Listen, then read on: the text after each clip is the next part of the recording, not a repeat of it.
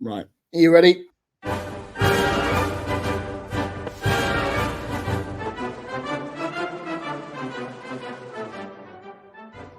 Hello and welcome back to yet another preview episode of Green and White, brought to you by Argyle Life. Wednesday night will see us all spending the night with our one true love, Plymouth Argyle. Coventry City are the visitors to Home Park on Valentine's Day, thanks to Sky Sports showcasing the clash on the red button. There was no love lost for the officials in the last fixture. Is Mark Robins getting the 7-year itch? I don't know. They're just puns that work. Joining me tonight is Shag, Joe Bell. Brilliant. Mary, Graham. Good evening. And Kill, Sam Down. Was that what you just thought of on the spot? That was really awful. Yeah, I know. Really bad. I don't want to do any of those things to any of you. Go on, Graham. I'll let you start. You've visited the Coventry's ground today, so you've got a bit more insight than us. How yes, do you see this? Slightly inadvertently through the M42 diversion, we got caught right in the middle of it. Did hear a bit of the commentary on the game, but I've seen the goals, but didn't watch it live. Well, they've replaced Sunderland as the last spot in the playoffs, so another tough game for us. And it's only November. I think it was the end of November we played them. And I remember then Coventry actually were below us in the table when we played them. So they've gone on a terrific run. I mean, Mark Robins is the most underrated manager in the Championship by far. What he's done for that club from League Two upwards. I mean, I'm amazed he's never quoted for a top job, because he's just done a fantastic job in incredibly difficult circumstances, going back to the Coventry Building Society Stadium, as it's called now, and all the nonsense with wasps. And you look at the size of the crowds again, 25 plus every game. So they're on the up. I went to the away game, and to be fair, I didn't think they were much better. So we had that very controversial over the line goal that Haji Wright put in. It was a bit of a scrappy performance for both sides. One player that did catch my eye was Sakamoto, who plays on the right hand side, bombs up and down. So you've got to watch him. Wright scored 2 goals today. Obviously a player to watch. And I think, funny enough, we might see Dan Scarr back in, because Wright's a very physical, upfront player, and I think Dan Scarr would relish the challenge of playing with him. I think Ashley Phillips is probably due for a break, and I wouldn't be surprised if Plaguey came in on that right-hand side and play. And Brendan Galloway the same. He's played a lot of games. So Gibson on the left-hand side of the three. But it's going to be a difficult game, but I do fancy us actually to certainly get a draw at least. They're going to be a good side, but they played Sunday, so they're rest and recovery and travel down. They travel down on the Tuesday, so they'll be doing exactly the same as we be, but just obviously not the same sort of distances. Yeah, Sam. Obviously, Graham mentions it there. They've shot up the table, obviously, since we faced them. How do you see Wednesday night go? Yeah, it'll be a very difficult game. They're a really good side, and I think over a period of 3 months, there's probably not many doing better in the league than them. Probably only the top 3 that are. Even Leeds, they must be quite close to. However, it would be sort of a lovely poetry to it if losing to them was what sparked their good run. If maybe a loss at Home Park might end their good run. There might be a certain irony to that. I think we've got a chance. We've always got a chance at home. We've only, in about the last 2 years, lost 6 league home games. Remarkable. I think whoever it is, Leeds United, Leicester, Southampton, whoever, at Home Park, we've got a good chance of at least getting a draw, maybe even a win. I think there will be a bit of a point to prove after Saturday. I think, as I mentioned on the other podcast that was absolutely not recorded just before this one, I did say that the Sunderland, the second half, was very uninspiring. Ian Foster will clearly be a little bit annoyed with the manner of how we gifted them some of the goals. I do think we'll come out with a point to prove. And I just think that Coventry, they sort of must be due a loss. I've got a feeling we'll get something. Maybe a draw. I've just got a good feeling about a win on Valentine's night. I don't know why. Yeah, that's just the way I see it going. Love is in the air, says Sam Down. Joe, again, Graham's already mentioned it. Mark Robins, underrated, or is he mentioned far too much in that underrated conversation to be underrated? A lot of underrating going on in terms of managers who don't get anywhere near enough credit. Job that he did to get them out. Because you got to remember, he was there when they were in League Two as well. He's been on this journey with them. It's a quite astonishing achievement to get them where they are. Yeah, I mean, he's a manager I respect. He gets his side playing combative football, and they're a good side to watch. Look, as Graham says, it was a scrappy game back in November. Neither team were fluent. Neither team were at their best, and unfortunately, it took a refereeing decision. I don't see why we shouldn't be confident because we are at home. Since Swansea beat us earlier on in the season, and Swansea beat us, start of October? The league games that we have lost are against Coventry, Leicester, Leeds, Southampton, and Sunderland. The current league positions of those teams, as we sit here recording, are first, second, third, fourth, sixth, seventh. Therefore, it tends to be that we're struggling against the teams that are at the top end of the table. However, I will caveat that by saying every single one of those games is on the road. So Coventry now have to come to Home Park. They have to come to a place that we don't lose very often. For a while now, we've been very good at home. So look, bring it on. As Ozzy said it himself, these are a lot of people work very hard at this football club to get us a run of games like this at home, where we challenge ourselves against the best in the championship. It's going to be tough. It starts on Wednesday night, but hey, romantic in me sees an Argyle win on Valentine's Day. Yeah, I don't know what you've done to your mic there, Joe. Not the best audio, can't lie. Especially when I would have clipped that bit up as well. Anyway, 8 players who started the 1-0 defeat up in Coventry are very unlikely to feature, namely Cooper, Kane, Kessel, Hayden, Kundal, and Azaz, 3 of which aren't on the books anymore. They'll be very surprised if Azaz runs out in an Argyle shirt.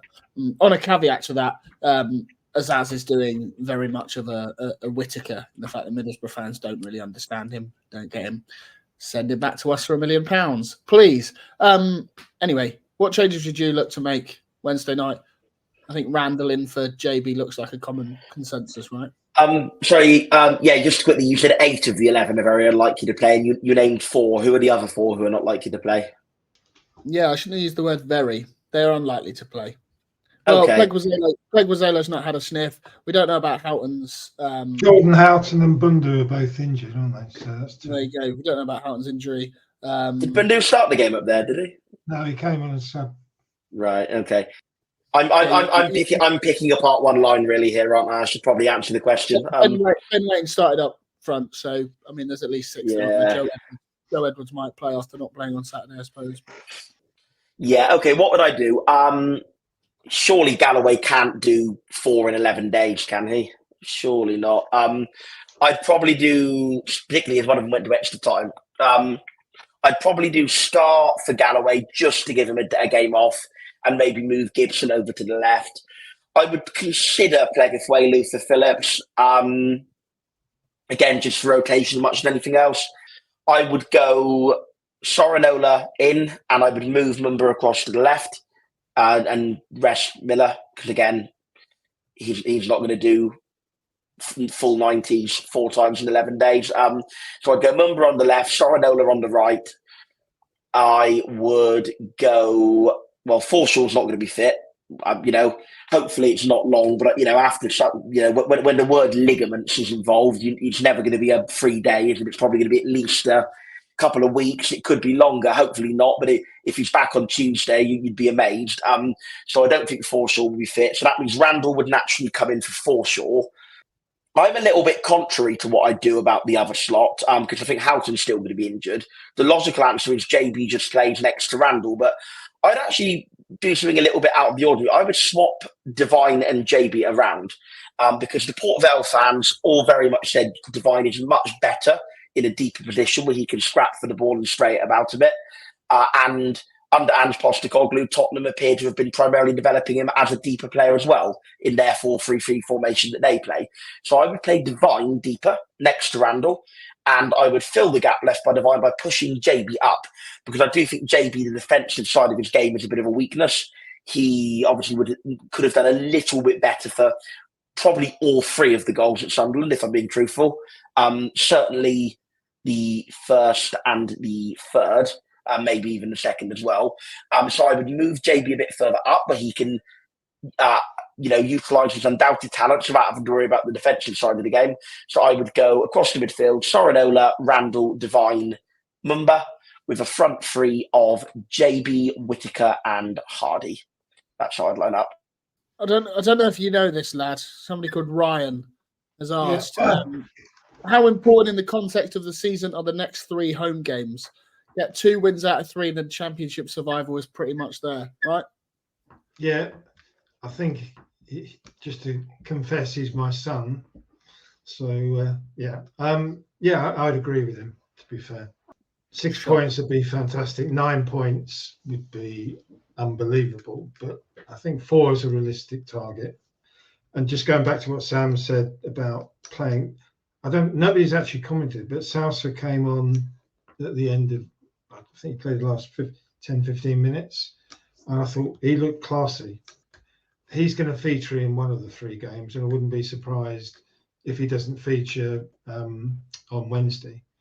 You know what, Graham? Sorry, just to interject before you rejoin again. I completely forgot about Sousa, but I was naming that team. In my head, I was picking between Mumba and Miller as my left side options. I basically just forgot about him, if I'm being honest. So probably on that basis, I actually would. Bring back John Allsop, all is forgiven. I probably would actually go with you and start Sousa and maybe give Mumba a rest. Anyway, carry on. Yeah, so 6 points would be great. As I say, 4 is a realistic target, and it will shape our survival if these next 3 games. I mean, let's be honest. And I'm confident we are going to rotate and expect the unexpected, and the players that may not have featured so prominently may well feature well. I mean, just about Giarbi, first half, I thought he was our best player at Sunderland. He did an enormous amount of filling the gaps. So I'm not so convinced about swapping him with Alfie Devine. Alfie Devine's got to learn to, he tends to play backwards a bit too much for me. If he can look to play forwards and link in with Ryan Hardy or with the wing back coming wide, I think he'll be more effective. So I wouldn't swap the 2 of them. But I think Dan Scarr to take out Haji Wright is almost certain, I'm sure. I think Brendan Galloway's due for a rest, as you say, because I think we might need his defensive qualities for the next 2 games after that. Go on, Joe. Give us your prediction on the lineup then. The other 2 have done it. Right, let's play a bit of Fozzie roulette. Hazard in goal. My wing backs are going to be Sousa on the left, and then on the right-hand side will be Sorinola. I think we will see a back 3 then of Scar, Gibson, and Leguizuelo. I would agree that perhaps certainly Galloway needs resting. More the fact that we've probably worn out the rosary beads in praying that his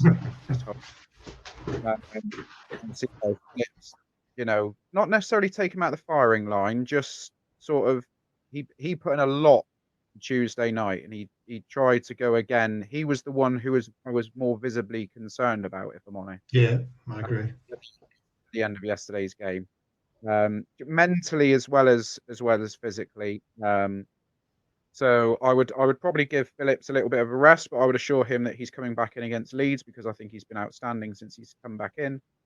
Midfield wise, totally disagree with Sam.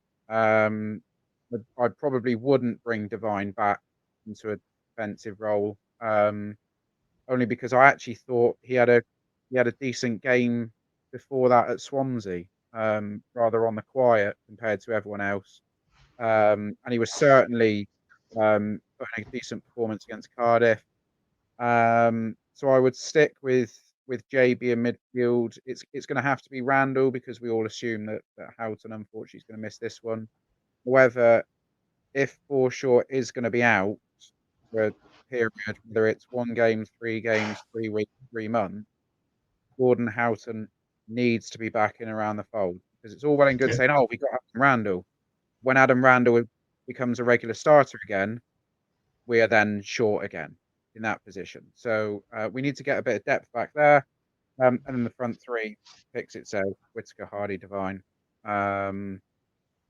So yeah, that's my 11. But there's probably a reason, and all our listeners, or all our 2 listeners, are probably sat at home thinking, "Thank God Uncle Simon doesn't pay him to manage the team." Anything to add? What was that? No, there might be a shout out for Caleb Roberts actually, because I think Ian Foster does like his energy, and certainly he portrayed some of that in the second half. He's got a rasping shot on him. I think he might feature in one of the 3, and if you're going to pick one of the 3, Coventry would be that game. So yeah, can I interject? That might be a surprise starter. He might be a surprise starter. He wasn't in the squad on Saturday. I assume he travelled, but he wasn't in the squad. So that might be a surprise package in the middle. Sam, would you like an invitation to interject? Yes, thank you very much for muting and unmuting me. Yes, I think what I just want to say, really, after what I said after the Leeds game, the Leeds away game, that Caleb Roberts, a lot of energy and a lot of tenacity, but maybe a little bit lacking in the passing quality. I wasn't actually on the post-Leeds home game podcast, but I really want to take the chance because I feel that having given that view, I want to be more positive when merited. Fantastic from him at home park. So much better than he was in the away game. He married the tenaciousness and the sort of endeavour and the sort of bravery that we already saw with real quality and clever use of the ball. Really excellent from him and the Xhaka in that Leeds Cup game. So wouldn't at all surprise me to see both of them get some minutes during this 3-game run. Nice. Yeah, I think we've forgotten about Freddie, because certainly on the left-hand side of he could play the Devine role at home, I think.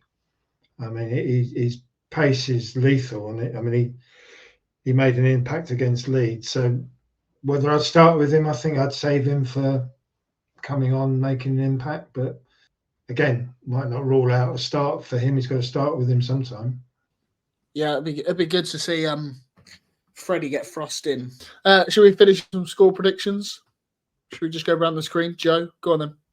I'm hoping that in his 602nd EFL game, Keith Stroud is able to tell whether the ball is in play or out of play, rather than what Andy Davis tried to do earlier in the season. Nice to see little Keith back at home park.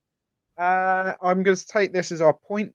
I agree with Graham. I think we might actually get 4 points from the next available 9. I think this will be the draw of the 3. And it will be a score draw, because we don't ever not score at home, it seems, these days. So 1-1, and Whittaker will be energetic and bright and enthusiastic and get the first goal of the game, and Coventry might come back into it. Don't care. What county is Keith Stroud from? Gloucestershire. Hampshire. I think he's classed as Hampshire, but I think he's more commonly known as Gloucestershire. So yeah. I fancy a 2-1 win, actually, and I hope and pray, and I would love it if Freddie came on and scored the winner in 5 minutes to go. That would be perfect. I think we'll be reinvigorated. We're a force at home, and of the 3 games, I think Coventry is the one we're most likely to win. I'm going to go with Graham, 2-1 win. Okay, I'll go. I'm really bad at these. I don't think I've had a single one right since we rebooted the pod. I just want to say I've got the last 2 scores right, so not just the results. So I'm going for a hat trick. Yeah, I'll go for a hat trick as well. 3-0 to us. Yeah, I mean, I actually think we're going to lose this one. I don't know why, but no room for that sort of negativity on here. Unless there's anything to add, I think we'll call that a night, because I would love to go to bed. Cheers, guys. Thank you very much. Cheers. Thank you. Bye.